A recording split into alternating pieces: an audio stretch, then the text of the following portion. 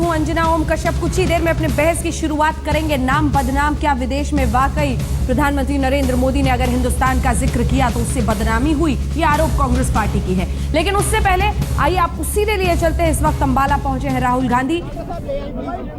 किसान और किसान के हित की बात करते हुए राहुल गांधी को आप पिछले कई दिनों से देख रहे हैं, जब से थाईलैंड से पहुंचे हैं वापस, और उसी मुहिम में अब वो निकल पड़े हैं पंजाब के लिए, जहां अंबाला में वो आज मुलाकात कर रहे हैं किसानों से। आगे मंडी तक का उनका सफर है और कोशिश ये है राहुल गांधी की कि लोगों से एक बार फिर से संपर्क साधा जाए। ट्रेन से अंबाला गए हैं और किसानों से मुलाकात करेंगे, किसानों के हितों की बात करेंगे और सरकार को घेरने की कोशिश होगी। अंबाला से खन्ना मंडी जाएंगे राहुल गांधी। अरे नवीन, पंजाब के सरहिंद मंडी में इस वक्त राहुल गांधी हैं, जहां की तस्वीरें आप देख रहे हैं। तमाम लोग उनके पास आते हुए मुलाकात के लिए, और राहुल गांधी का एक बिल्कुल अलग सा स्वरूप दिख रहा है आजकल राजनीति में, जिसमें इससे पहले भी जब गजेंद्र सिंह की मौत हुई थी आरएमएल अस्पताल गए थे, केदारनाथ भी वो गए, पैदल यात्रा करके गए और ये कहा कि लोग वहां पर जाएं, मैं इसीलिए ये संदेश देने के लिए आया हूं। इस बीच अब मिशन किसान पर एक तरह से वो निकल गए हैं और उसी कड़ी में पहुंचे हैं पंजाब। यहां से उन्हें मंडी भी जाना है, तमाम जगहों पर किसानों से वो मुलाकात करेंगे। अब रुख करते हैं अपने उस विषय का जिस पर आज हम हल्ला बोलने वाले हैं। क्या अपनी विदेश यात्राओं पर प्रधानमंत्री नरेंद्र मोदी ने पिछली सरकारों के कामकाज पर सवाल उठाकर देश का नाम खराब किया है? कांग्रेस पार्टी ने आज इस मुद्दे पर राज्यसभा में जोरदार हंगामा किया, बहस की मांग की, जबकि बीजेपी मानती है कि प्रधानमंत्री ने कुछ भी आपत्तिजनक नहीं कहा है। 204 कोयले की खदानें ऐसे दे दी गई थी। तूफान खड़ा हो गया, कोर्ट के मामले बन गए, प्रधानमंत्री तक के नाम की चर्चा होने लगी। जिनको गंदगी करनी थी वो गंदगी करके चले गए, लेकिन हम सफाई करके जाएंगे। पहले भारत की पहचान थी स्कैम इंडिया, हम बनाना चाहते हैं स्किल इंडिया। प्रधानमंत्री नरेंद्र मोदी विदेश में अपनी सरकार का प्रचार करते हुए ये भी कह गए कि पिछले दशकों में जो छवि भारत की रही है वो उससे बाहर निकल चुका है। मोदी ने अपनी सरकार की तारीफ की, लेकिन पिछली सरकारों को उतार दिया। कांग्रेस को ये बात नागवार गुजरी। कई खास मेहमान हमारे साथ इस पूरी चर्चा में जुड़ रहे हैं। सबसे पहले आपका परिचय उनसे करा दें। हमारे साथ संजय निरुपम जी, कांग्रेस पार्टी के प्रवक्ता, जुड़ गए हैं। महाराष्ट्र कांग्रेस के वो इस वक्त इंचार्ज भी हैं। इधर अली अनवर अंसारी जी, जेडीयू के सांसद, राज्यसभा से हमारे साथ जुड़ गए हैं। राकेश सिन्हा जी, जो कि विचारक हैं संघ के, वो हमारे साथ जुड़ गए हैं। सुधांशु त्रिवेदी जी, राष्ट्रीय प्रवक्ता, भारतीय जनता पार्टी के, कुछ ही देर में हमारे साथ जुड़ेंगे। संजय निरुपम जी, सबसे पहले आपके पास आते हुए, नरेंद्र मोदी जी कहते हैं कि देश का नाम हो रहा है, डंका पीट रहे हैं वो हिंदुस्तान का पूरे विश्व में। बीते दिन स्पेन की तरफ से ये दरख्वास्त एक तरह से की गई कि आप हमारे लोगों को बचाइए नेपाल में। कद बढ़ रहा है, आप लोग रो रहे हैं। देखिए, अगर दुनिया का कोई भी देश भारत की तरफ हाथ बढ़ाता है और सहयोग मांगता है और मदद मांगता है, निश्चित तौर पर यह भारत के लिए गर्व की बात है। और जब ये भारत के लिए गर्व की बात है तो किसी व्यक्ति, किसी मोदी और किसी जेटली के लिए गर्व की बात नहीं है, भारत के 125 करोड़ जनता के लिए गर्व की बात है। और ऐसे में कोई मोदी जी और जेटली जी अपनी तारीफ करने में जुट जाए, मुझे लगता है कि बहुत ही ओछापन और छोटापन होगा। एक बात, जिस मुद्दे पर आनंद शर्मा जी ने आज बहस छेड़ी है राज्यसभा में, वो मुद्दा बहुत ही गंभीर है। हमारे देश प्रधानमंत्री इससे पहले भी विदेश दौरों पे जाते रहे हैं, लेकिन विदेश दौरों पे जाते समय अपने घर, अपने परिवार और देश के अंदर के विवादों को कभी भी अंतर्राष्ट्रीय पटल पे पेश नहीं करते थे। इसका सबसे अच्छा उदाहरण अटल बिहारी वाजपेयी स्वयं रहे हैं। जब अटल बिहारी वाजपेयी जी जिनेवा जाते थे और कश्मीर के मुद्दे पे बोलना होता था तो सरकार खुद वाजपेयी जी को कहती थी कि भाई आप बोलिए, तब वो अपोजिशन में हुआ करते थे। और उन्हें कभी भी जो सरकार के साथ जो मतभेद है, उन मतभेदों को अंतर्राष्ट्रीय पटल पे नहीं रखते थे। लेकिन जिस प्रकार से नरेंद्र मोदी जी ने कनाडा के प्रधानमंत्री के समक्ष एक बहुत ही बुरी ढंग से कहा कि 60 सालों का कचरा साफ करने के लिए आया हूं मैं, और स्कैम इंडिया है उसको मैं स्किल इंडिया में कन्वर्ट करना चाहता हूं, यह सर्वथा आपत्तिजनक है। इससे भारत छोटा हो रहा है। मोदी बड़े हो सकते हैं, लेकिन भारत की जो गरिमा है वो मोदी की गरिमा से लाख गुने ज्यादा है। तो कृपया करके एक प्रधानमंत्री को हमेशा इस बात का ख्याल रखना चाहिए कि उनके मान सम्मान अपनी जगह है, भारत के मान सम्मान को कोई चोट न पहुंचे, कोई ठेस न पहुंचे। रह गई बात 60 सालों के कांग्रेस पार्टी के अपने कामकाज की, तो आज जेटली कह रहे थे कि 60 सालों के कामकाज की चर्चा होगी तो भ्रष्टाचार निकलेगा। बिल्कुल निकालिए, कौन रोक रहा है, लेकिन 60 सालों में कांग्रेस पार्टी ही है जिसने सैटेलाइट छोड़ के मंगलयान तक पहुंचा दिया, चंद्रमा के ऊपर जाकर तिरंगा फहरा दिया, पूरे देश में औद्योगिक विकास किया और कृषि उत्पादन का दर हमारे जमाने में जितना था वहां एक साल में भी आज नहीं है। आज हम हमारा देश ऐसा था जिनको गेहूं और चावल इंपोर्ट करना पड़ता था हमको खिलाने के लिए। आज हमारे पास रिकॉर्ड प्रोडक्शन है, सरप्लस प्रोडक्शन है, दुनिया में सबसे ज्यादा चावल और गेहूं हम उत्पादन करते हैं। ये भी कांग्रेस पार्टी की देन है, कृपया इसको भी याद रखिएगा। कभी कुछ कमियां रह गई हैं तो उसको घर में बैठ के चर्चा करिए, विदेशों में नहीं। ठीक है संजय जी। सुधांशु जी कुछ देर में हमारे साथ जुड़ रहे हैं, फोन लाइन अभी उनका नहीं आया है, इसलिए राकेश सिन्हा जी ये सवाल मैं आपसे पूछ रही हूं। कुल मिलाकर इलेक्शन रैली में और विदेश में जाकर जब वो लोगों को वहां पर संबोधित करते हैं, फर्क नहीं कर पा रहे हैं क्या नरेंद्र मोदी जी? देश उससे छोटा होता है, मोदी जी का कद जरूर बढ़ सकता है। उस पर आने से पहले मैं 2 घटनाओं को याद दिलाना चाहता हूं। पीसी चिदम्बरम देश के गृह मंत्री थे, वाशिंगटन में उन्होंने 12 सितंबर 2009 को क्या कहा था? इशरत जहां के इनकाउंटर के ऊपर उन्हें सवाल खड़ा किया था, नरेंद्र मोदी को कटघरे में खड़ा किया था। दूसरी बात, भारत के 65 सांसदों ने बराक ओबामा को पत्र लिखकर नरेंद्र मोदी को वीसा नहीं दिया जाए, तो क्या बराक ओबामा इस संसार के राष्ट्रपति हैं? क्या वो साम्राज्यवादी और एक नेता वित्त हैं? मंत्री और एक प्रधानमंत्री में कोई फर्क है राकेश जी? मैं एक सवाल उठा रहा हूं, और आपके यहाँ जेडीयू के जो प्रतिनिधि अली अनवर साहब हैं, कि मैं बहुत सम्मान करता हूं, ये खंडन करें कि इनका पत्र में दस्तखत था कि नहीं। मेरे पास जो जानकारी है इस पत्र में इनका भी दस्तखत था। तो बराक ओबामा को पत्र लिखना, पूछ ही लेते हैं इनसे। नहीं, बराक ओबामा को जी नहीं, एक बात और मैं जोड़ दूं, एक बात और अंजना जी मैं इसको पूरा कर लूं, कि नरेंद्र मोदी ने ऐसा क्या कहा जिस पर आपत्ति है? वर्ल्ड बैंक की रिपोर्ट कह रही है कि भारत में बिजनेस शुरू करने के लिए भारत का स्थान पूरे विश्व में 142वां स्थान है। भारत में भ्रष्टाचार के बारे में ट्रांसपेरेंसी इंटरनेशनल की रिपोर्ट है, काले धन के बारे में रिपोर्ट है। भारत के प्रधानमंत्री ने सिर्फ इतनी बात कही है कि जो राजनीतिक संस्कृति, जो व्यावसायिक संस्कृति चल रही थी, अब वो नहीं चलेगी, आप आइए, हम उसको साफ कर रहे हैं। यह टिप्पणी देश का सम्मान बढ़ाने वाला है या देश का सम्मान घटाने वाला है? वर्ल्ड बैंक की रिपोर्ट आपके बारे में वही बात कह रही है, ट्रांसपेरेंसी इंटरनेशनल वही बात कह रही है। तो भारत का प्रधानमंत्री उन बादलों को साफ कर रहा है देश से।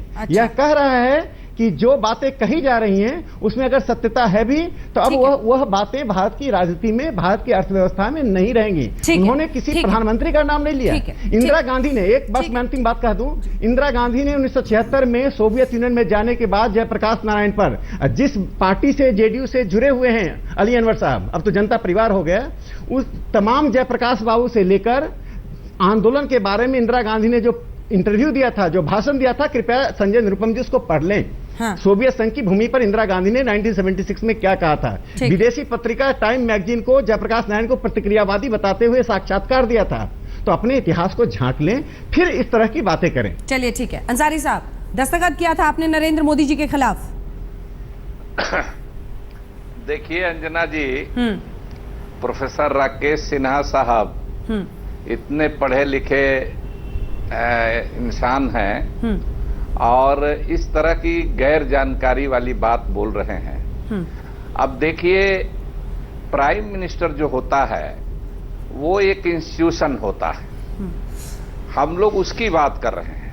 अब इन्होंने कहा, आपने कहा कि अब उस पर दस्तखत था कि नहीं। हाँ, हमने दस्तखत किया था, लेकिन ये परिपाटी रही है पूरी दुनिया में, हिंदुस्तान में ही नहीं, जो ह्यूमन राइट का वायलेशन होता है, किसी को पकड़ करके मार देना, मरवा देना, तो जेनोसाइड करना, वो अलग चीज है। तो उसके लिए आपको विदेश देखने की जरूरत पड़ती है, तो शिकायत करने के लिए आपको विदेश देखने की जरूरत पड़ती है। यहाँ भी लड़ते हैं देश पर है।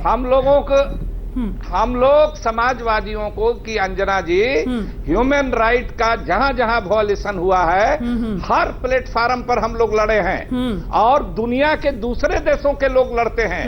लेकिन इन्होंने पहली मिसाल फेंकी है, पहली मिसाल जो तस्वीरें काश में दिखा पाती आपको इस बुलेटिन के अंत के पहले तस्वीरें दिखाऊंगी। एक सेकंड सर, एक सेकंड। आज दरभंगा में भूकंप पीड़ितों के माथे पर टेप लगा दिया गया है जिस पर भूकंप लिखा है।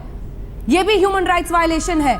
अपनी सरकार, अपने प्रशासन की तरफ तो आप लोग देखने को तैयार नहीं है और देश के प्रधानमंत्री के खिलाफ विदेश में चिट्ठी पर साइन करके भेजते हैं। बिल्कुल दिखाएंगे तस्वीरें, आप उठाइए, हम तस्वीरें दिखाएंगे। सुधांशु त्रिवेदी जी उठाइए, आपके बगल में राकेश सिन्हा जी हैं, वो उठाएं। तो खिड़की में आपके बगल पे है क्या टीवी हुआ पर। है हम नहीं जानते हैं, लेकिन वो उठाएं। ऐसा काम हम नहीं करेंगे अलीनवर साहब। आपने देश के मामले को अमेरिका के दरबार में ले गए। क्या बात कर रहे हैं? आपको माफी मांगनी चाहिए इसके लिए, आपको माफी मांगनी चाहिए। पूरी दुनिया में उठता है और केवल हम लोग नहीं उठाते हैं, हम लोग केवल नहीं उठाते हैं, दूसरे देशों के लोग भी जहां होता है अपने देश के खिलाफ उठाते हैं। और इसकी तुलना आप प्राइम मिनिस्टर पूरे देश को स्कैम इंडिया कह रहे हैं। पूरे देश को, पूरा देश स्कैम किया है। चलिए सुधांशु जी जल्दी से इस पे एक छोटा सा रिएक्शन दीजिए। एक ब्रेक पर मजबूरन मुझे जाना ही पड़ेगा। कर रहे हैं आप। सुधांशु जी अब जुड़ गए हमारे साथ, जल्दी से एक रिएक्शन लेते हैं, ब्रेक पर जाना है। देखिए, इस पूरी घटना के 3 पक्ष हैं। एक है कि मोदी जी ने जो बोला है वो सत्य है या नहीं। दूसरा पक्ष ये है कि मोदी जी को ये बोलना चाहिए था या नहीं। तीसरा पक्ष ये जो प्रश्न उठा रहे हैं उनका पृष्ठभूमि क्या है, उस पर मैं विस्तार में बताऊंगा। आपने कहा संक्षेप में, तो मैं सिर्फ अली अनवर साहब के सामने ये कहूंगा कि अगर इनको इतनी ही बात थी और अमेरिका पे भरोसा था तो उसी इशरत जहां को, जिसको कि अमेरिका आतंकवादी कहता था, उसको इन्हीं के दल के लोगों ने बिहार की बेटी क्यों कहा था? क्या ये सत्य नहीं है कि कांग्रेस पार्टी में मत उलझाइए सुधांशु जी प्लीज। तो मेरा सवाल सिर्फ इतना है कि स्कैम इंडिया अमेरिका में जाकर बोलने से हिंदुस्तान के लिए क्या सर्विस कर रहे हैं आप, क्या सेवा कर रहे हैं इस देश के वासियों की? ऐसा है, समस्या क्या है कि जिस समय स्कैम हो रहे थे अंतरराष्ट्रीय स्तर पर भारत की रेटिंग नीचे जा रही थी, भ्रष्ट देशों की सूची में नाम ऊपर जा रहा था और देश और विदेश की पत्र पत्रिकाएं भरी पड़ी थी, तब उनको भारत की छवि धूमिल होती नजर नहीं आ रही थी। कुछ एक ऐसे यथार्थ हैं, जैसे भारत गरीब था पहले, तो उसका अगर उल्लेख उस जमाने में किसी भी प्रधानमंत्री ने किया तो वो भारत का अपमान नहीं हो गया। क्या स्कैम इंडिया का जिक्र विदेश में करना, क्या ये कहना कि 60 साल की गंदगी को मैं साफ कर दूंगा, देश को बदनाम करना है? यह आरोप कांग्रेस पार्टी का है, इसी पर हम कर रहे हैं चर्चा। और सुधांशु त्रिवेदी जी, मेरा सवाल आपसे यह है कि क्या अपनी लकीर लंबी करने के लिए दूसरे की लकीर को पोंछना जरूरी है? क्या स्कैम इंडिया की बिसात पर ही स्किल इंडिया का पासा आगे बढ़ा सकते हैं नरेंद्र मोदी जी? देखिए, मोदी जी ने जो कुछ बोला है वो कई बार कुछ कड़वे यथार्थ होते हैं जिनकी आप अभिव्यक्ति करते हैं, उसका उद्देश्य देश की प्रतिष्ठा को कम करना नहीं होता। मैं उदाहरण देता हूं, सन 70 में इंदिरा जी ने गरीबी हटाओ का नारा दिया था। सन 71 की बांग्लादेश वॉर से पहले इंदिरा जी ने तमाम देशों की यात्राएं की थी विश्व का जनमत हमें हमारे पक्ष में बनाने के लिए, और उन्होंने ये बात कहा था कि भारत एक गरीब देश है, इसलिए पुराने लोगों को याद होगा बांग्लादेश का टिकट भी लगाया गया था लोगों के ऊपर, और यह कहा जा रहा था कि हम एक गरीब देश है, उसके बाद हम युद्ध के ऊपर हमारे ऊपर थोपा जा रहा, बांग्लादेशी शरणार्थियों को हम साथ में इसका तो नहीं कि वो एक मजाक उड़ा रहे थे, उसका एक यथार्थ था जिसे हम बता रहे थे। उसी प्रकार मोदी जी ने कहा कि एक भ्रष्टाचार पिछले दिनों में भारत की स्थापित छवि के साथ जुड़ गया था, हम उसको अलग करने का प्रयास कर रहे हैं, तो ये एक यथार्थ था। इसको खामखा में कोई पॉलिटिकल पार्टी अपने ऊपर ले रही है तो ये उनकी सोच का दोष है। संजय जी यथार्थ बयां कर रहे थे, आप खामखा अपने ऊपर ले रहे हैं। देखिए, बहुत ही दुर्भाग्यपूर्ण बात है कि भारतीय जनता पार्टी के लोग एक पुरानी कहावत चरितार्थ करते हैं, चोरी भी और सीनाजोरी भी। एक तो गलती करते हैं, ऊपर से उसको जस्टिफाई करने के लिए ऊट पटांग एक अपने उदाहरण देते रहते हैं। माफ करिए, अब आप सरकार में है, सत्ता में है, चुनाव प्रचार नहीं कर रहे हैं। ये एक शिष्टाचार और डेकोरम के खिलाफ है, कृपया करके स्वीकार करिए। और पिछली सरकारों में अगर किसी नेता ने कोई गलती की वो मत करिए। बड़ी बात क्या है, इनकी एक मानसिकता है। अभी गुट निरपेक्ष आंदोलन का 60वां एक आयोजन था, 60 साल पूरे हुए उसका आयोजन था। उस आयोजन में हिस्सा लेने के लिए विदेश मंत्री गई। अब गुट निरपेक्ष आंदोलन के संस्थापक सदस्य पंडित नेहरू रहे हैं, सुषमा स्वराज जी ने उनका नाम जानबूझ करके इरेज कर दिया, उनका जिक्र ही नहीं किया। ये छोटापन है, ये ओछापन है। तो कृपया करके अब इसके लिए कोई पुराने जमाने का कोई तर्क मत लाइए। स्वीकार करिए कि ये गलती हुई है। हां, भ्रष्टाचार से कोई मना नहीं कर रहा है और भ्रष्टाचार के मुद्दे पे हिंदुस्तान में हमको लड़ना है और भ्रष्टाचार को खत्म करना, लेकिन इस अंदरूनी लड़ाई को अंतर्राष्ट्रीय मंचों पर उजागर करके और आप कुछ नहीं कर रहे हैं, अपने देश को छोटा कर रहे हैं, अपने देश का नाम खराब कर रहे हैं। हमारी गुजारिश ये है कि राजनीतिक जो पॉलिटिकल, आपका दर्द यह है कि नेहरू जी का नाम नहीं, हमारा दर्द देखिए, ये कांग्रेस का दर्द नहीं है, इस देश का दर्द होना चाहिए। इस देश को बनाने में नेहरू जी ने जो योगदान दिया है, वो योगदान इस जन्म में नरेंद्र मोदी नहीं दे सकते। आज इस देश में डेमोक्रेसी है नेहरू जी की वजह से, सेकुलरिज्म है नेहरू जी की वजह से, औद्योगिक विकास है नेहरू जी की वजह से। आज जो हिंदुस्तान है वो पंडित नेहरू की देन है। फिर भी आपको कांग्रेस से नफरत है, करिए, लेकिन अपने महापुरुषों का अपमान करना बंद करिए। नेहरू सिर्फ कांग्रेस के नहीं, इस देश के हैं। वो एक फ्रीडम फाइटर थे, उन्होंने लगभग 12-15 साल तो सिर्फ जेल में गुजारे इस देश को आजादी दिलाने के लिए। इनके कौन से नेता जेल में गए थे आजादी की लड़ाई में? सुधांशु त्रिवेदी जी जवाब दीजिए। बंद करो। देखिए, कांग्रेस की सोच में यही समस्या है कि गुटनिरपेक्ष आंदोलन का नेता भारत था या नेहरू थे। यही इनकी सोच में समस्या है जो इंडिया इज इंदिरा तक आ गई थी। और दूसरी बात, मुझे पूरी आपत्ति है संजय निरुपम जी की इस बात पे कि नेहरू की वजह से भारत में सेकुलरिज्म है। सेकुलरिज्म भारत में है हजारों साल की पुरानी परंपरा के चलते हुए, और अगर समस्या हुई है तो नेहरू ने जो इंटरप्रिटेशन सेकुलरिज्म के किया, उस कारण से भारत की राजनीति में आज तमाम समस्याएं और विवाद हैं। इससे पहले भी संजय जी ने यह बोला कि सैटेलाइट से लेके और मंगलयान तक कांग्रेस की देन है। अरे भाई, ये वैज्ञानिकों की देन है। हमने कभी नहीं कहा कि ये कांग्रेस की देन है या भाजपा की देन है। कांग्रेस सरकारों के अच्छे काम रहे, कुछ काम एनडीआरएफ भी आपने बनाया, कुछ काम एयरफोर्स की स्थापना भी आपने की है। मैं प्रश्न पूछना चाहता हूं, एनडीआरएफ का जो कमाल है अभी उसका पूरा श्रेय नरेंद्र मोदी लेंगे। आप बोल रहे थे, मैं हस्तक्षेप नहीं कर रहा था। राकेश सिन्हा जी ने अभी इशू उठाया कि नहीं, आप एनडीआरएफ का एनडीआरएफ ने नेपाल के छोड़िए, मैं एक बात कहता हूं, मोदी जी ने कभी अपनी तरफ से मुख्यमंत्री रहते हुए वीजा के लिए अप्लाई तक नहीं किया था, और उसके बाद यूएस कांग्रेस में कांग्रेसमैन बार बार ये कहते थे कि उनको वीजा नहीं दिया जाएगा। भारत सरकार ने क्या किया?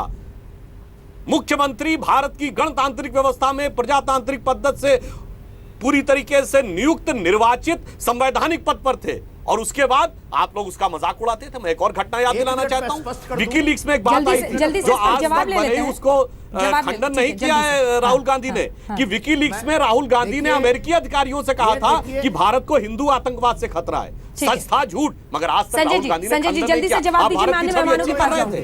ये बताइए, हाफिज सईद आपको बधाई देता था सुशील कुमार शिंदे को कि वो हिंदू आतंकवाद का शब्द प्रयोग करते थे, तो ये भारत की विदेश में छवि आप अच्छी कर रहे थे। इसलिए कम से कम अपने गिरेबान में झांके कि आपने कैसी छवियां दूषित की। माननीय त्रिवेदी जी, घिसी पिटी बातें बंद करिए।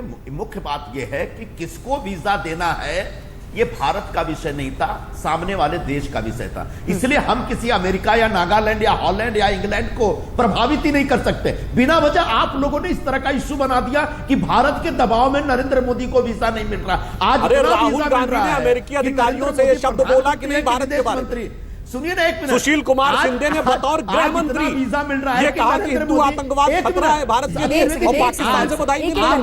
ये विदेश में आप भारत की छवि अच्छी कर रहे हैं। एक मिनट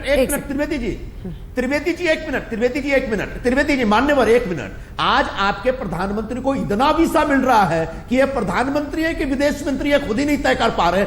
जितना टाइम हिंदुस्तान में उससे ज्यादा विदेश दौरे पे है। अब इनसे पूछना चाहिए कि आपको देश का विकास करने के लिए बनाया गया था कि विदेश का दौरा करने के लिए? रह गई बात विदेश दौरे में जाने से भारत के लाभ का, एक साल में कितना एफडीआई आया है? और आप इतने बेशरम हैं कि एफआईआई और एफडीआई दोनों को मर्ज कर दिया आपने। एफआईआई से पैसे आ रहे हैं उसको आप एफडीआई बता रहे हैं। एक सेकंड, वापस लौटते हैं। नेहरू वर्सेस मोदी, ये बहस आप लोगों की वजह से होती जा रही है। राकेश सिन्हा जी, मेरा सवाल आपसे यह है कि जब वो कहते हैं, आप लोग ये कहते हैं कि तब तो यूपीए की सरकार ने आपत्ति दर्ज नहीं कराई कि हमारे ही एक मुख्यमंत्री को लोकतंत्र में आप वीजा कैसे डिनाई कर सकते हैं, तो ये सवाल आपसे भी तो पूछा जा सकता है। के लिए अप्लाई नहीं किया था, तब ये वितंडावाद बनाया जा रहा है। तो राकेश सिन्हा जी, ये भी तो पूछा जा सकता है कि अंजेला मर्केल के सामने और जब भाषण दे रहे हैं तो ये कहने की क्या जरूरत है कि यूएन में अभी तक परमानेंट सीट के लिए हम भीख मांग रहे थे एक देश के रूप में। वो किसी व्यक्ति की बात नहीं कर सकते हैं, वो हिंदुस्तान की बात कर रहे हैं। क्या हिंदुस्तान कभी भी इतना छोटा था कि वो भीख मांगे? क्या इस तरह की भाषा का इस्तेमाल से प्रधानमंत्री को अपने आप को नहीं रोकना चाहिए? अंजना जी, आपने मुझसे पूछा है? जी सिन्हा साहब। देखिए, मैं दो बातें कहना चाहता हूं। PL 480 के सामने जब गेहूं मंगवाया जा रहा था, तब नेहरू जी की क्या स्थिति पूरे विश्व में थी, भारत के बारे में उन्होंने क्या बयान दिया था, क्या पत्र लिखा था, पार्टी जाकर क्या मांग कर आए थे, खाद्य मंत्री थे। लगता है नेहरू जी आप लोगों के आदर्श जेडीयू निष्कर्ष नेहरू जी नहीं, मैं पूरी बात कर लूं। सवाल का जवाब नेहरू जी से देते हैं। आप मुझे ये बताइए कि क्या हिंदुस्तान अली अनवर साहब इसका जवाब देंगे। सर, क्या भारत भीख मांग रहा था यूएन में परमानेंट सीट के लिए अब तक? ये नेहरू जी के पैरों की धूल भी नहीं हो सकते। ये नेहरू के पैरों की अंतर्राष्ट्रीय सम्मेलन। संजय जी, ये गलत आप सुन तो लीजिए। धूल और नहीं, मैं सही बोल रहा हूँ। नेहरू इतने महान थे, पटना में पैरों की धूल नहीं हो सकती। अरे बात तो अरुणाचल लीजिए। प्रदेश की समस्या है तो नेहरू की वजह से आज सारी की सारी जम्मू उस कश्मीर कश्मीर को पाकिस्तान, देखिए, अरुणाचल प्रदेश तिब्बत की समस्या सारी की सारी समस्याएं नेहरू की देन है। ये नेहरू का कश्मीर को भारत का हिस्सा बनाने वाले भी नेहरू अंजना जी, थे। मैं आप अपनी नहीं बात पूरी थे। कर लूं। तिब्बत के लोगों के लिए खड़ा रहने वाले भी नेहरू थे, आप नहीं थे। हिंदी चीनी भाई भाई भी था नेहरू की नीति, और फिर तिब्बत में दलाई लामा को शरण देना भी फासिस्ट ऐसी सम्मेलन विचित्र पटना में आयोजित किया गया किसी को था। देखने को उस नहीं मिली। अंतर्राष्ट्रीय फासिस्ट सम्मेलन में विश्व के 150 देशों के प्रतिनिधियों को बुलाया गया था कि भारत में जयप्रकाश नारायण के नेतृत्व में फांसीवाद बढ़ रहा है। इंदिरा जी ने 76 में यूरोप के देशों की यात्रा करके भारत की विपक्ष की निंदा की थी और आपातकाल को जस्टिफाई किया था। अली अनवर साहब इसको क्या न्याय औचित्यपूर्ण मानते हैं? इंदिरा गांधी ने जो काम किया था वो इतिहास में किसी प्रधानमंत्री ने नहीं किया। क्या पंडित जवाहरलाल नेहरू ने लंदन जाकर RSS की आलोचना की थी? क्या वो देश के आंतरिक मामले को विदेश में उठाना नहीं था? राकेश सिन्हा जी, भारत के प्रधानमंत्री मोदी ने किसी भी पार्टी, किसी नेता का नाम नहीं लिया। RSS महान हो गया है। राकेश सिन्हा जी, नेहरू जी से ज्यादा महान RSS हो कोशिश गया। नंबर 3 है। हल्ला बोल पर मेरी ये कोशिश नंबर 3 है आपसे सवाल का जवाब लेने की। अंजना जी, क्या अभी मोदी तक जी ने किसी भारत व्यक्ति, संगठन या पार्टी का नाम नहीं लिया है। कोई अपने ऊपर स्वयं उड़ना चाहता है तो ये उसका दृष्टि दोष है। ठीक है, और इसीलिए हम ये सवाल आपसे फिर से पूछ कोई रहे हैं। क्या कोई भारत अभी तक RSS UN को में भी परमानेंट नेहरू से सीट के लिए महान भीख बना मांग रहा है। था? क्या ये कहना सही है सिन्हा साहब? देखिए, मैं ये मानता हूं कि जो बात एक सहमति रही है वो सहमति जारी रहनी चाहिए, चाहे इंदिरा गांधी प्रधानमंत्री हो कि नरेंद्र मोदी हो कि कल कोई भी हो। इस सवाल पे घिर तो गए हैं, को बाहर नहीं जाए। इस सवाल का जवाब नहीं दे रहे सर आप।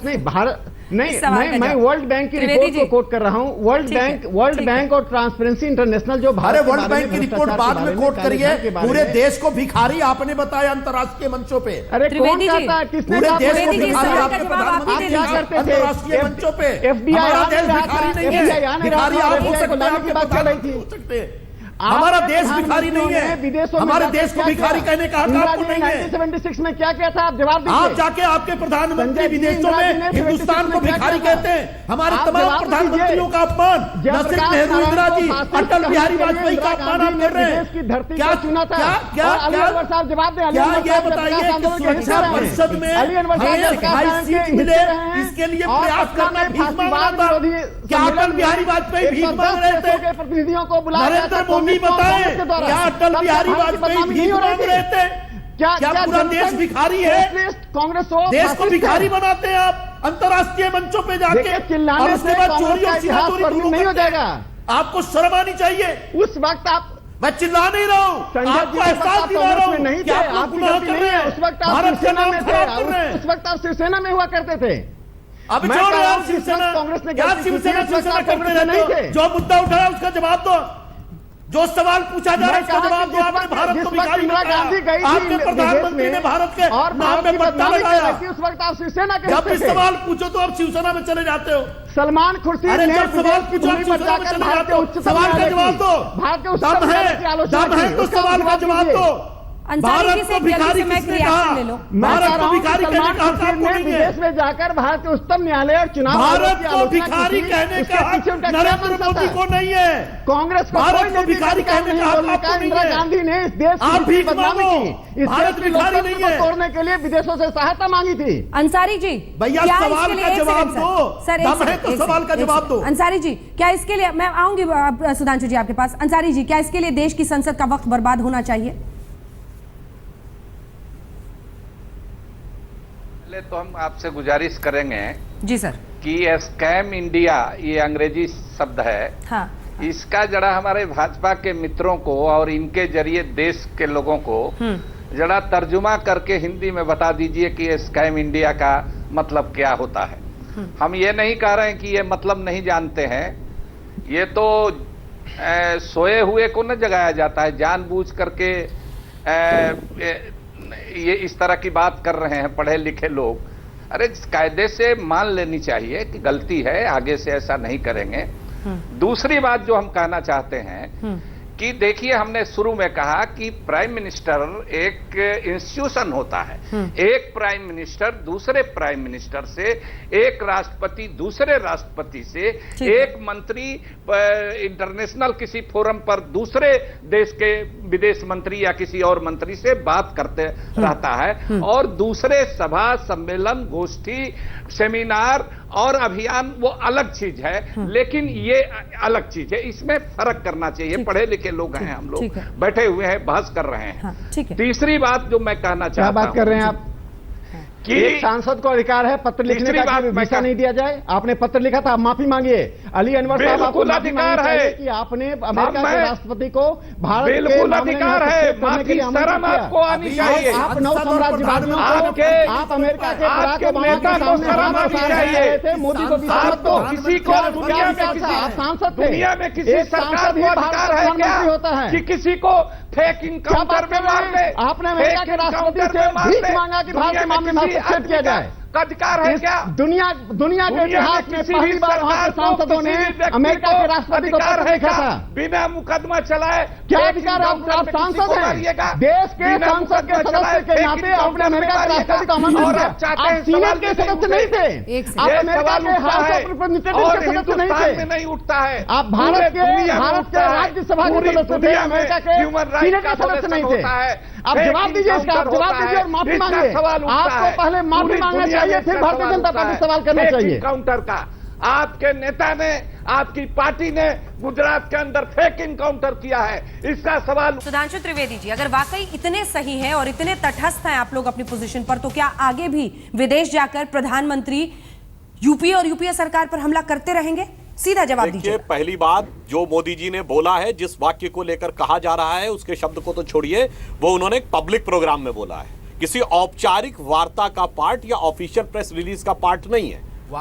ठीक है। दूसरी बात, अब देखिए, मुझे अपनी बात पूरी कर लेने दे। अरे भाई, आप लोग कह रहे हैं 2008 में न्यूक्लियर डील को पास कराते समय मीडिया में न्यूज आई थी, आपके नेताओं ने अमेरिका के उपराजदूत को पैसा दिखाया चेस्ट में ले जाके कि हमने इतना पैसा रखा है पास कराने के लिए। क्या ये सच नहीं है कि 1995 में नरसिम्हा राव की सरकार ने अमेरिका की एक घुड़की के बाद परमाणु विस्फोट करने का अपना इरादा बदल दिया था? संजय जी, एक सच नहीं? अभी रुक जाइए एक मिनट। कुछ दिन पहले यह बात प्रकाश में आई थी कि सुभाष चंद्र बोस की जासूसी की बातें नेहरू के जमाने में ब्रिटिश इंटेलिजेंस को रिपोर्ट की जाती थी। ठीक है, जल्दी क्वेश्चन पूछ रहे हैं हमसे। MI5 को भारत का डायरेक्टर आईबी रिपोर्ट करता था और प्रधानमंत्री पत्र लिखता था। संजय जी, और उसके बदले में पब्लिक प्रोग्राम में अगर इन्होंने एक यथार्थ घोषणा कर दिया, बहुत बड़े गुनाहगार हो गए। और आप करप्शन करके भी गलत नहीं है वो। अगर आपका बुनियादी प्रश्न यह है कि क्या प्रधानमंत्री बाहर जाने के बाद देश के खिलाफ बोल सकते हैं? अरे आपके प्रधानमंत्री ने ब्रिटिश इंटेलिजेंस को रिपोर्ट शेयर की है। मतभेद अलग अलग हिंदुस्तान की रिपोर्ट देखते रहिए आज तक।